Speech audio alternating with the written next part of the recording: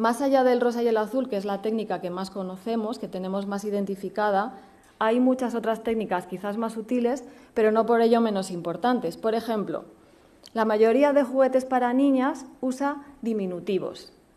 Mini, peque, little, cochecito, casita, comidita, meriendita, bolsito, blandito. ¿Ves que me voy haciendo pequeñita, no? Bueno, ratita, sillita. Para los niños, todo lo contrario, todo es superlativo, super, mega, gran, colosal. Me dan ganas de estirarme, ¿no? Extreme, massive, ultra, maximum. Ya es extremo todo. Ahí ya se nos está indicando quiénes son más importantes, porque los tamaños importan.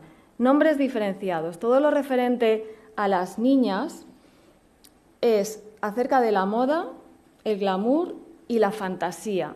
La magia, fashion, cute, chic, glam, brillos, look, design, magic, dream. Claro, porque lo que nosotras conseguimos es gracias a la magia, ¿no? Viene una hada madrina que te concede un deseo, no es por mérito propio, es por la magia.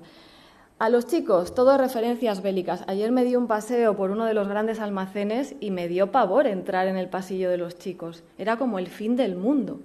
Todo era explosión, ataque, destrucción, defiende, gladiador, duelo, raptor, monstruo. Una palabra tremenda para asociarla a un menor.